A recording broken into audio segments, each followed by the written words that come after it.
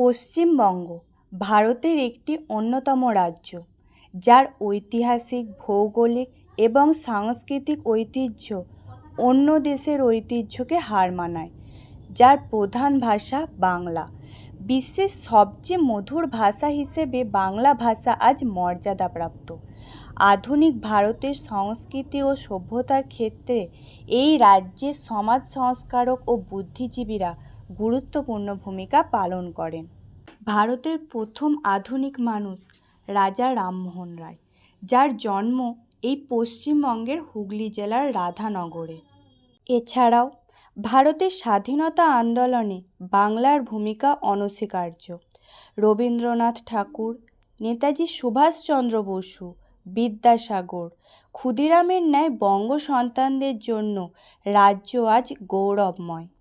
Oscar প্রাপ্ত বিশ্ববিখ্যাত চলচ্চিত্র নির্মাতা সত্যজিৎ রায়ের জন্মও হয় আমাদের রাজ্যে।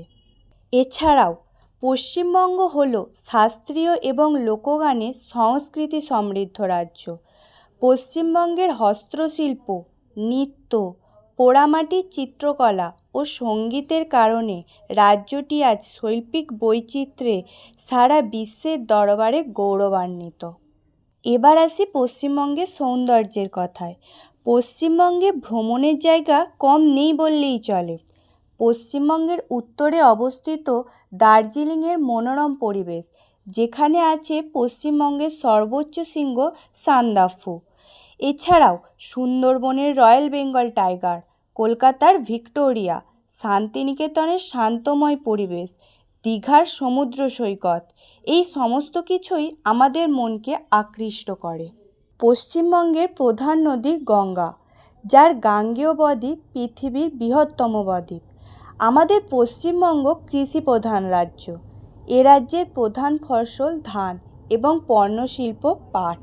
এক কথায় পশ্চিমবঙ্গে ফুটে উঠেছে বৈচিত্র্যের এক দুর্দান্ত প্রতিচ্ছবি।